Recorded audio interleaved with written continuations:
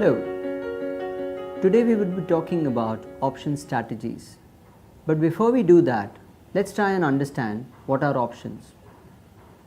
Rather than getting into the definition, let's take a simple example. Let's say this pencil. This pencil costs $10. I can pay the seller of the pencil $10 and make an outright purchase.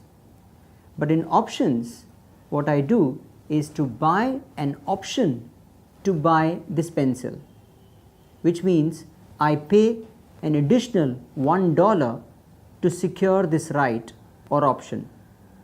So option contracts are nothing but derivative contracts which give the buyer an option or a right to either buy or sell an underlying asset. Let's understand this in detail. What we are saying is that options give the buyer an option or a right to either buy or sell a specified asset. For this, the buyer of the option pays an additional amount called as the premium. Please note, the premium is an additional amount over and above the price of the asset. It is not a part payment or an advance payment towards the price of the asset. The seller, on the other hand, has the obligation to buy or sell the asset. Now, when you are buying the option to buy the underlying, you would call that as a call. But when you are buying the option to sell the underlying, that would be a put. And since you are buying the option, you are going long on the option, hence you would call this as a long call or a long put. Now let's just get to as to what would be the motive behind somebody who wants to buy a call or a put. The buyer of the call expects the prices of the asset to rise, whereas the buyer of the put expects the prices to fall, which means that the seller of the call expects the prices to stay same or fall. Basically, he expects that the price would not rise. On the other hand, the seller of the put expects the prices to stay same or rise. Simply speaking, the person who is a short put expects the price not to fall. The question comes, if the buyer of the call expects the prices to rise and the buyer of the put expects the prices to fall, why can't we buy both and gain from the either ways movement of the asset prices? The asset prices can go either up or go down. So why not buy a long call as well as a long put? And that's what option strategies are. So option strategies are nothing but simultaneous buying and selling of options that differ in one or more option variables. Let's break this up.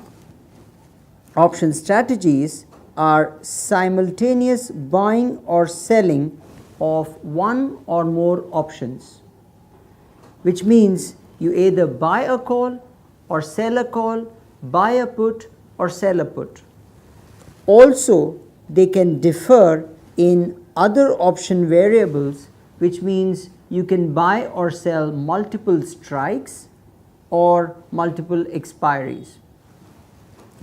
Let's take an example to build this further. In our previous slide, we talked about buying a call as well as buying a put. So what I have here are gold options. The price of gold is $1,200. Listed here are the various strikes available on calls as well as puts. In this particular strategy, we would be buying a long call and we would also buy a put, call it long put. what needs to be noted here is that the strike price should be the same. Also, the underlying should be same and the expiry should be the same one. This strategy is called as the long straddle. Now let's understand what would be the profit or loss in case of this particular strategy. What I have here is a payoff diagram of a long straddle. We have bought a call for $25 and we have also bought a put for $25. So the total cost for this strategy is $50. The price of gold is $1,200, and having paid $50, we will only stand to gain if the gold prices were to go beyond $1,250 or below $1,150. However, if the prices of gold stay at $1,200, we will lose the entire amount of $50, and that would be our maximum loss in this strategy. If the prices of gold exceed $1,250, we will stand to gain, and at the same time, if the prices of gold go below $1,150, we will stand to gain. So the profit potential is above $1,250 or below $1,150.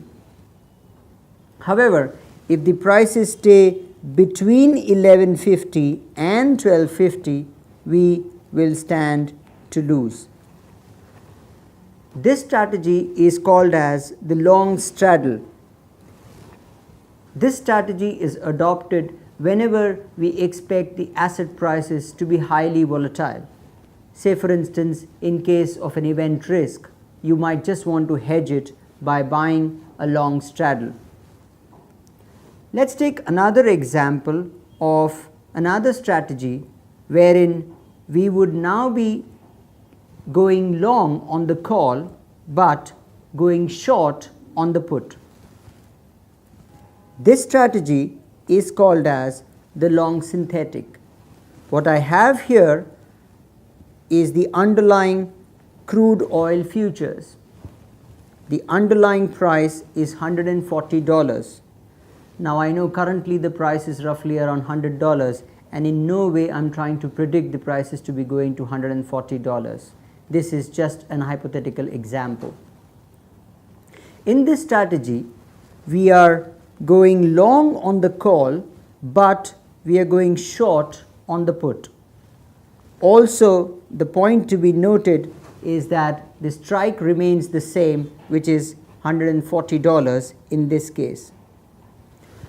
We are paying a premium of $20 for the long call, but we would be receiving $20 having gone short on the put.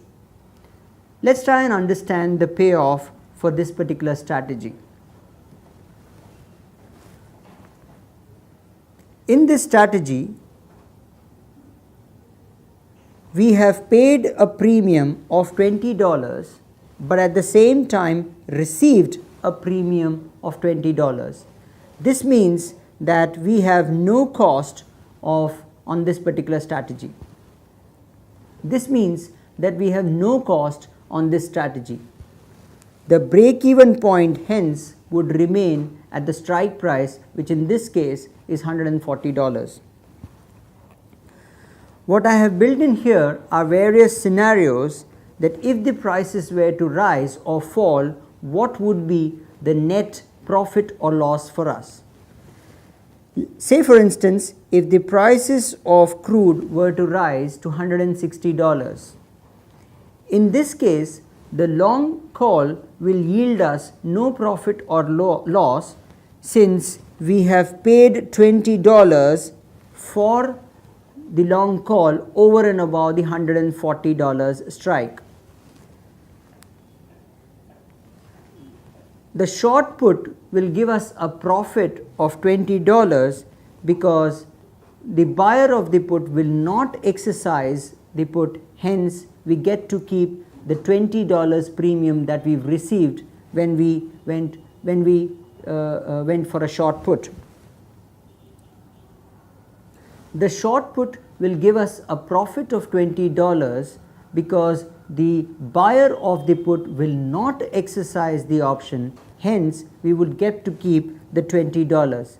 This means that the net profit in this case would be $20. If the prices were to fall, let's say $120, we would lose the call premium that we have paid, and hence the long call will be a minus $20. The put will, however, yield no profit or loss, given that the break-even point of the put would be anyways $120. This means that if the crude prices were to fall to $120, we would be at a net loss of $20. This particular strategy mimics the payoff of a futures contract. Hence, this particular strategy is called as the synthetic futures. Having understood these two strategies, let's just summarize our learnings for the day. Options are derivative contracts that the buyer enters into to secure a right to either buy or sell an underlying. So options are derivative contracts where the buyer of the option has the right to either buy or sell an underlying. The buyer of the option is called as the option holder, whereas the seller of the option is called as the option writer. Option strategies are simultaneous buying or selling of one or more options that differ in one or more option variables. Thank you.